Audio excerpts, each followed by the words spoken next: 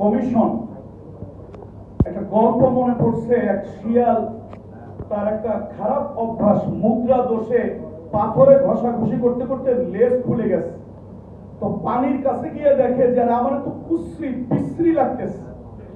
তো সে কি করলো, চিন্তা করলো যে আমার একার যখন লেজটা কাটছে, কুশ্রী দেখা যায়, এই অবস্থায় থাকা যায় না। তো জঙ্গলের সব শিয়ালদের একটা মিটিং ডাকছে, শোনো, এই লেজের মতো একটা বাড়তি ঝামেলা, এই লেজের মতো একটা বাড়তি ঝামেলা, এটা রাইখে কোনো লাভ নাই, এটাকে সবাই ত্যাগ করতে হবে।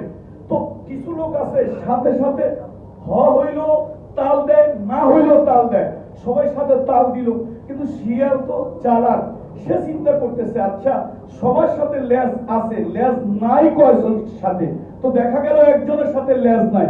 সে উঠে প্রতিবাদ করলো, ভাই লেজ নাই একজনের, সেই জন্য তো জঙ্গলের সবার লেজ কাটা যেতে পারে না। আজকে নারী কমিশন, এদের ম্যাক্সিমাম হলো তারা ভাতার ত্যাগী, স্বামী ত্যাগী, পরিত্যক্তা, হিজড়া। ওরা আমাদের ঘর পালনের জন্য, আমার নারীদের লেজ কাটার জন্য ওরা চেষ্টা করতেছে। আমি ছোট্ট একটা বিষয় বলি, কত মারাত্মক। আমি শুধু ইসলামের পক্ষে দাঁড়াইনি, আমি একটা সভ্যতার পক্ষে দাঁড়িয়েছি। হাজার হাজার বছর ধরে আমাদের সভ্যতা সংস্কৃতিতে ভ্যালুস বলে একটা কথা আছে, ভ্যালুস।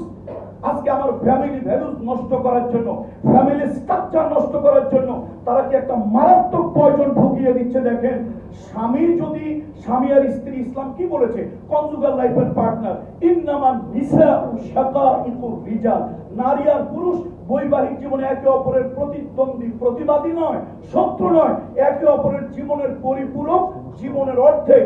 নবীজির এই বক্তব্য অনুযায়ী নারীকে বলা হয় অর্ধাঙ্গিনী।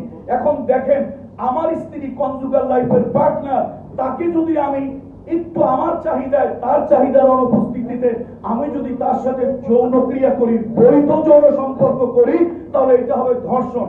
কি মারাত্মক! যদি স্বামী তার স্ত্রীর বিরুদ্ধে কিছু করে, সেটা হবে ধর্ষণ। এই ব্যাপারে আইনের আশ্রয় নেওয়া যাবে, অথচ পতিতালয়কে, পতিতাদেরকে আপনি চাচ্ছেন স্বীকৃতি। তাহলে কি হবে? আগামী 10-15 বছরের ভিতরে আমাদের যে ফ্যামিলি ভ্যালুস, কি হিন্দু কি মুসলমান, আমরা যে ধর্মেরই হই না কেন, আমাদের ফ্যামিলি ভ্যালুস ধ্বংস হয়ে যাবে। লোকেরা চিন্তা করবে, বিয়ে করলে লাইফ পার্টনারকে 1000 জিনিস দিতে হয়, এরপরে তার সাথে রাতের বেলায় বেড শেয়ার করতে গিয়ে কোনো কিছু উল্টাপাল্টা হইলে থানায় গিয়ে বলবে আমরা ধর্ষণ করছে, তাহলে তো আমার পতিতালয়ে যাওয়াই নিরাপদ। সুতরাং এই নারী কমিশনের তথাকথিত হিজড়া নারীরা, আমি শুধু ইসলামের পক্ষে বলছি না, মানবতার পক্ষে বলছি, আমার ফ্যামিলি স্ট্রাকচারকে ধ্বংস করার জন্য, আমার ফ্যামিলি ভ্যালুসকে ধ্বংস করার জন্য তারা এখন ওই পতিতালয়ে যেন মানুষ যাওয়ার আগ্রহী হয়, সে যেন তার কনজুগাল লাইফের পার্টনারের কাছে যাওয়ার জন্য আগ্রহী না হয়, সেজন্য তারা এই সমাজ ধ্বংসের একটা নীল নকশা, একটা ব্লুপ্রিন্ট তারা করেছে। আমি তো মনে করি এই নারী অধিকার বিষয়ক সংস্কার কমিটি তাদের প্রদত্ত যে রিপোর্ট, এইটার আগে পুরো নারী কমিশনটাকে সংস্কার করা আগে প্রয়োজন। এতগুলো নারী, তার মধ্যে একজন ধর্মীয় আদর্শ সম্বলিত একজন নারীকে আমরা খুঁজে পেলাম না যে কমিশনে, তাকেও রাখা দরকার।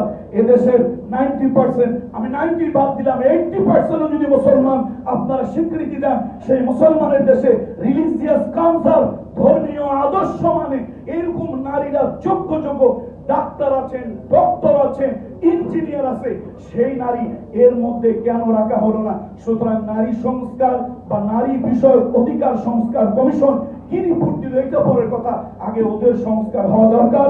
এ ব্যাপারে আমরা ধর্ম বর্ণ নির্বিশেষে আমাদের এই সমাজ, আমাদের এই পরিবার, আমাদের এই বন্ধন, আমাদের এই ইতিহাস, আমাদের ঐতিহ্য ধরে রাখার জন্য আমরা ঐক্যবদ্ধভাবে এটা প্রতিবাদী হব।